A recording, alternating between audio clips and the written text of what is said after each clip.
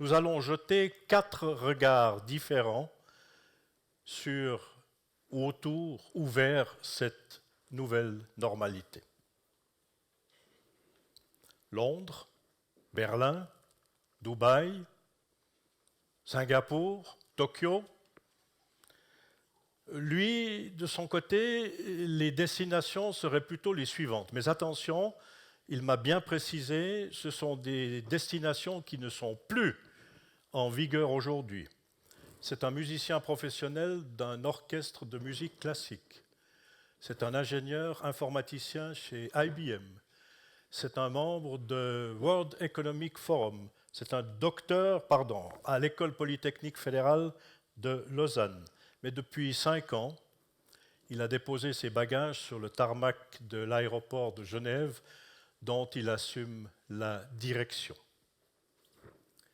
Madame, Monsieur, le 20e anniversaire du grounding de Swissair, les menaces de taxes sur les billets d'avion et sur le prix du litre de kérosène, toutes ces turbulences que connaît l'aviation mondiale, l'aviation suisse, eh bien, toutes ces turbulences ont aussi des effets sur ce tout jeune centenaire d'aéroport intercontinental, international de Genève. Mais, parce qu'il y a un mais, à Genève, il y a un pilote dans l'avion.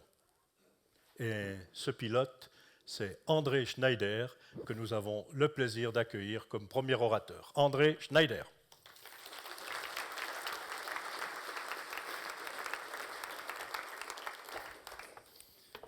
Merci.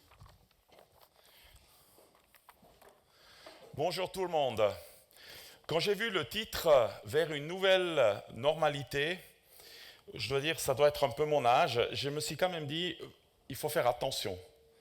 Parce que quelque part, on est des racines, on vient de quelque part et il ne faut pas les oublier non plus. Sinon, on risque de devenir une plante hors sol et ça peut avoir quelques effets négatifs. Même si c'est un produit certes très intéressant.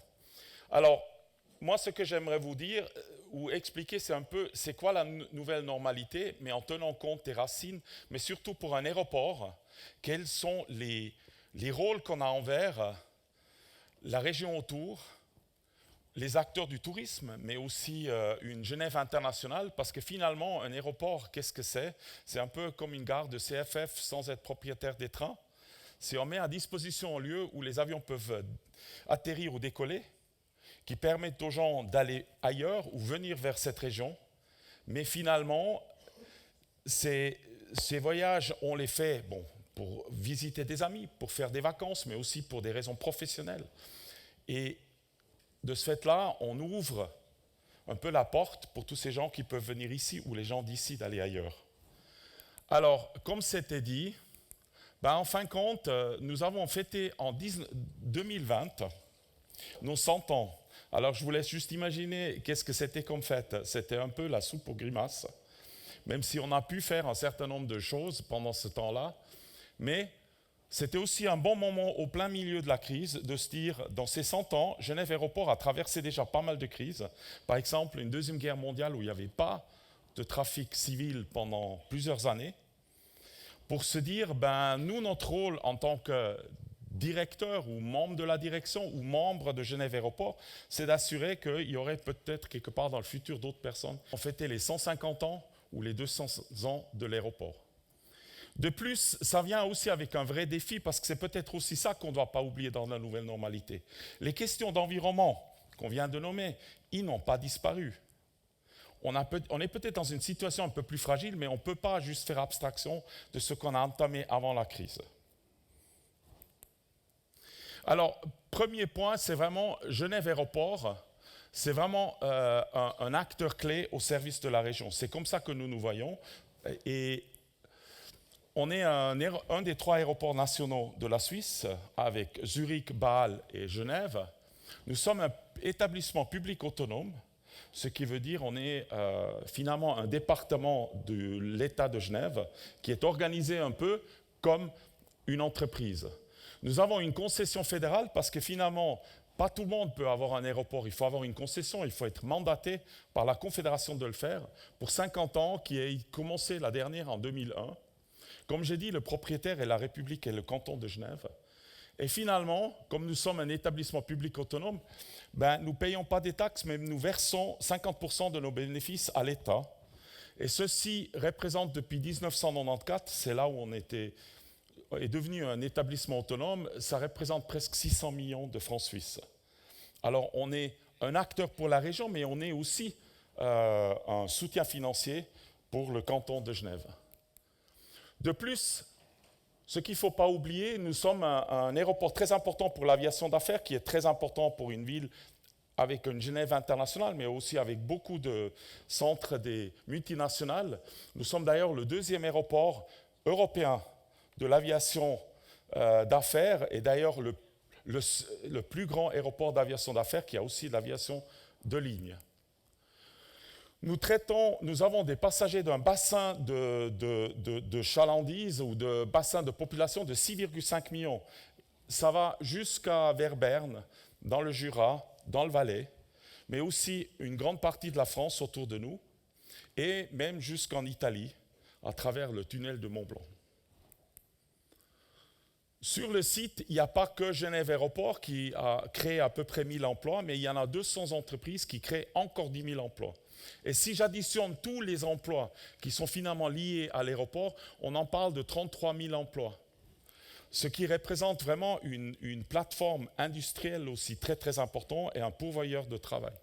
De plus, ça génère, avant la crise, à peu près 4,1 milliards de francs de valeur ajoutée économique pour l'ensemble de la région. Et ça va pour la France, les cantons périphériques et toutes les autres régions autour. L'autre point qui est très important, nous sommes essentiellement un aéroport pour des destinations européennes, même si stratégiquement nous développons vraiment aussi les vols intercontinentaux, mais ça permet des personnes qui quittent Genève d'aller atteindre à peu près 50% des centres économiques de l'Europe en voyage d'une journée aller-retour, ce qui est naturellement hautement apprécié pour des gens qui font des voyages d'affaires. Et finalement, la Chambre de commerce et d'industrie de Genève a fait en 2017 une enquête où 67% des entreprises de Genève ont déclaré que Genève Aéroport est un aéroport d'importance pour eux. Mais finalement, le point important, et on l'a vécu vraiment très visiblement avec la rencontre entre le président Biden et le président Poutine, nous sommes l'aéroport de la Genève internationale, qui est quand même le deuxième centre de l'ONU, qui a beaucoup de directions des organisations internationales, et nous avons presque 5000 arrivées ou départs par an par des ministres, des premiers ministres, des présidents.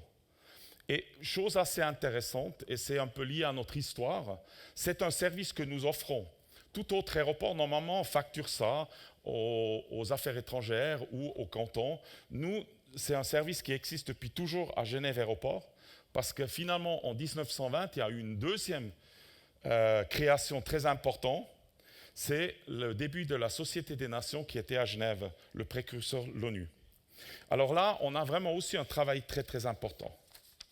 Alors ça, c'est un peu pour vous donner le rôle qu'on joue, et vous voyez bien que notre revenu, ce qu'on gagne nous-mêmes, est une partie relativement petite par rapport à ce que permet cet aéroport pour la région. Et si on va vite voir quel était le contexte de cette crise, parce que on a bien mentionné la fameuse date en mi-mars l'année passée, où on a décidé de fermer toutes les stations de ski, qui étaient terribles pour des cantons comme le Valais, mais aussi plein d'autres. Pour nous, c'était les 2 semaines les plus difficiles qu'on a jamais vécues. Parce que vous imaginez qu'est-ce que tous ces gens qui ont dû quitter les stations de ski ont dû faire, en tout cas ceux qui sont venus en avion en Suisse, ils sont tous allés se pointer à Genève Aéroport pour dire « je vais avoir maintenant un billet de retour ». Il n'y avait pas assez d'avions. On a vécu pendant ces 2 semaines des foules pas possibles. Et en même temps, avec la peur du Covid, qui était tout à fait justifiée, on nous a assez méchamment traités parce qu'on ne pouvait pas contenir ces foules, mais on ne peut pas leur interdire de vouloir entrer. Alors je dirais, on a vécu vraiment cette crise en 2 temps. C'était ce premier temps-là, et le deuxième, c'était quand pendant 3 mois, on n'avait pratiquement plus de passagers. Et le point important, c'est un aéroport, ses revenus sont essentiellement liés à 95% directement ou indirectement au nombre de passagers. Parce que nous gagnons 50% par des redevances aéroportuaires, c'est-à-dire ce qu'un passager paye pour passer dans l'aéroport, ce que la compagnie aérienne paye pour pouvoir atterrir ou décoller, ou d'autres services comme le tri des bagages. Et les autres 50%, c'est des commerces qu'on a dans l'aéroport. C'est des restaurants, c'est des magasins. Mais quand il n'y a pas de passagers, il n'y a personne qui va dans ces magasins. Alors, et le deuxième point, c'est quand même que nous ne desservons pas la Suisse. Alors, on a un vol pour Zurich, pour les gens qui veulent voler plus loin avec Suisse. Mais essentiellement, nous desservons l'Europe ou des destinations intercontinentales. Vous vous souvenez peut-être, très vite, il y a eu interdiction d'entrer en Suisse pour des gens qui n'étaient pas habitants en Suisse. Et la même chose était appliquée par plein d'autres pays. Alors nous dépendons totalement sur la capacité de fournir ce lien avec des familles et autres par rapport à ces règles. Et on a vécu quand même quelques situations assez incroyables. Quand en juin l'année passée, la Suisse a décrété, comme le reste des pays européens, de rouvrir les frontières entre les pays européens, nous avons fait une petite enquête et on a trouvé des familles portugaises qui étaient au moment du début de la crise en Suisse. Ils ne pouvaient plus rentrer, ils n'ont pas pu mettre leurs enfants en école et ils ont dû attendre que les frontières s'ouvrent. C'est quand même quelque chose que je pense très peu de gens n'ont jamais vécu, ce type de restriction. Le prochain point quand même pour nous qui était très difficile, c'est que c'est une crise qu'on n'avait pratiquement pas de prise dessus. Finalement, c'est des décisions du gouvernement. Je peux vous dire, encore aujourd'hui, quand il y a la séance du Conseil fédéral qui annonce les nouvelles mesures, on a une bonne partie de la direction générale devant le streaming. J'ai un collègue qui prend note pour pouvoir informer tout le monde. On a déjà prévu une séance après pour discuter qu'est-ce que ça veut dire pour nous. C'était là la difficulté de cette crise, c'est finalement on ne faisait que réagir, avec très peu de moyens de changer la situation, et en plus très souvent dans une situation qui s'empirait de plus en plus. Ce qui nous a aussi créé une difficulté, c'est quelque part, un aéroport, c'est finalement quoi? C'est des employés qui ont des connaissances très spécifiques. Je vous rappelle, on a 3 aéroports nationaux. Vous ne trouvez pas des spécialistes juste au coin de la rue, il faut les former. Alors vous ne pouvez pas non plus décider d'un jour à l'autre, je vais me défaire de la moitié de mes employés, parce qu'on est quand même tous en train de préparer ce qu'on vit en ce moment, une reprise. Et deuxièmement, on a plein d'infrastructures. On a un bilan de à peu près 1,5 million de bâtiments. Ces bâtiments, il faut quand même les maintenir. Et surtout, il faut les amortir. Alors nous sommes vraiment dans une situation de beaucoup de coûts fixes qu'on ne peut pas juste enlever. Et ce qui nous a amené en 2020 à une perte de 130 millions, et aussi cette année, nous allons encore avoir une perte. Nous travaillons en ce moment d'arrache-pied, parce que chez nous, la reprise est un peu plus lente que pour d'autres domaines du tourisme, que nous allons l'année prochaine ne plus avoir un résultat avec des pertes. Et comment on a pu couvrir ça? Tout simplement, on a dû s'endetter plus. On est passé de un peu plus de 300 millions à maintenant plus que 800 millions de dettes. Et comme on a aussi besoin de ça pour investir dans les infrastructures, petit rappel, notre terminal principal, que ceux qui sont déjà passés par l'aéroport, il a été inauguré en 68. Il y en a un âge certain. Et nous avons urgemment besoin de faire des travaux latents. Alors ça ne veut pas dire que depuis 68, on n'a rien fait dedans, mais on arrive gentiment au bout avec ce qu'on peut faire. L'autre point pour nous qui rend la chose aussi difficile, c'est que nous estimons que les passagers qu'on a eus en 2019, on ne les retrouvera pas, le nombre de passagers, avant 24 et 25. Avec quand même à côté la pression de quand même continuer de réduire notre impact environnemental, où Genève Aéroport est vraiment à la pointe. Nous sommes vraiment souvent cités en exemple. Nous sommes vraiment à l'avance. Nous sommes le premier aéroport qui a fait un engagement de réduire l'impact bruit jusqu'en 2030. Et d'ailleurs, 2019, nous l'avons presque déjà atteint, cet objectif. Nous avons déjà des engagements d'être sans émissions CO2 pour l'aéroport autour de 2035, voire 40. Et nous avons aussi été dans un projet de l'aviation suisse avec les aéroports de faire un engagement avec un plan détaillé comme on le fait pour être sans émissions CO2 en 2050. Je vous ai dit, nous attendons entre 2024 et 2025 de retrouver les nombres de passagers, mais nous allons mettre jusqu'à au moins 2030 pour retrouver notre santé financière, c'est-à-dire c'est de l'équilibre entre les résultats et l'endettement. Pour illustrer ça, un peu, voilà la courbe des passagers. Vous voyez, les premiers 3 mois, on a commencé l'hiver très bien. Alors ça, c'est une autre spécificité de Genève Aéroport. Nous sommes un des seuls aéroports qui est vraiment aussi un aéroport d'hiver pour la saison de ski. Et d'ailleurs, nous sommes en train de nous tâter quelle va être la saison de ski de l'année prochaine. Après, on a une chute vertigineuse en mars, qui est restée 3 mois. On a vu un certain redressement jusqu'en fin août, en atteignant presque 34%, et je vous dis, on était déjà très contents, mais c'est rien, hein, c'est très peu. Et après sont venues les quarantaines, les limitations de nouveau, qui ont fait chuter les passagers. Autour de Noël, on a une petite reprise parce que la région est très internationale, il y a beaucoup de monde qui veut aller visiter ses familles ou venir visiter les familles. Et après est venu Delta qui nous a plombé la première moitié de l'année. Depuis là, on a fait une belle reprise, on a atteint presque 60% des passagers. En ce moment, on va s'articuler autour de 50 et 60% pour la fin de l'année. Mais ça veut dire que cette année, on aurait à peu près le même nombre de passagers qu'on a eu l'année passée.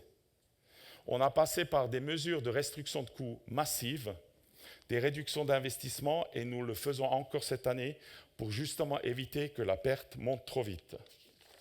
Mais ce qui est pour nous très important, et c'est peut-être là,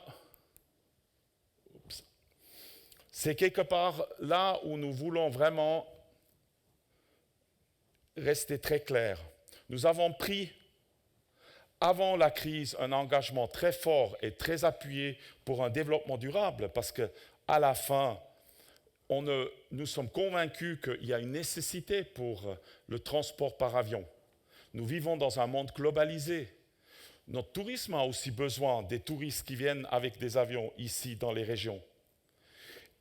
Mais on ne peut pas soutenir ça si nous ne faisons pas des efforts très forts pour justement réduire notre impact sur l'environnement. Pour nous, essentiellement, c'est le bruit et le CO2. Et de cette fait-là, nous avons vraiment voulu maintenir notre positionnement stratégique, d'abord clairement limiter l'impact de la crise Covid, sans pour autant mettre en question notre évolution future. Parce que quand on va arriver en 24-25, il y a besoin de nouveau de traiter autant de passagers, avec quand même des complexités supplémentaires. On vit un peu la même chose qu'on a vécu en 2001, après les attaques à New York, où tout à coup les mesures de sûreté ont monté en flèche. Aujourd'hui, on a des mesures de contrôle sanitaire qui ont monté en flèche. Ça rallonge le temps de traitement. Ça rallonge la nécessité d'informer les passagers qui sont préparés et autres.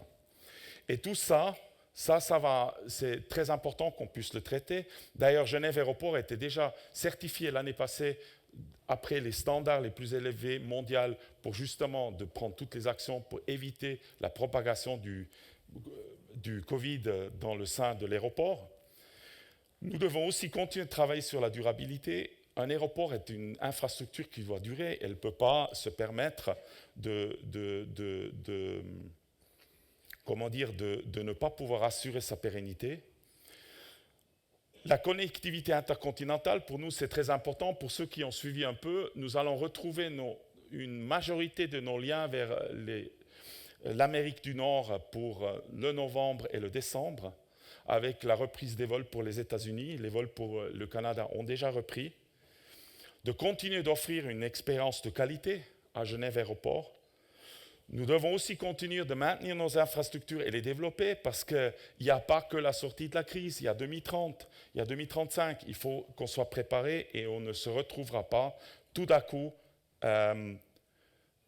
bloqué parce qu'on n'a pas fait les travaux. Et finalement, aussi travailler avec tous nos acteurs pour s'en sortir de cette crise, mais aussi pour continuer dans notre développement de la durabilité. Juste, on va avoir en octobre, à l'arrivée de 3 nouveaux avions dernière génération qui baissent quand même de 40% le bruit et 20% les émissions CO2. Tout ça doit nous permettre de trouver un équilibre durable entre le rôle qu'on a de soutenir l'économie de Genève et de toute la région, le Genève international, et de limiter notre impact sur l'environnement. Alors pour nous, pour résumer pour nous, cette nouvelle normalité, c'est beaucoup de ce que nous avons déjà fait que nous devons continuer de faire, en tenant compte qu'il y a des nouveaux risques qui sont apparus, qu'il faut s'en préparer, qu'il faut prendre les mesures pour pouvoir les combattre, mais nous sommes convaincus que le rôle d'un aéroport est autant important aujourd'hui comme dans 10 ans que dans 20 ans, si nous ne voulons pas commencer à vivre dans notre cercle très proche, dans les 20 km autour d'où on vit, et si on veut maintenir des institutions comme la Genève internationale. Merci beaucoup et bonne continuation.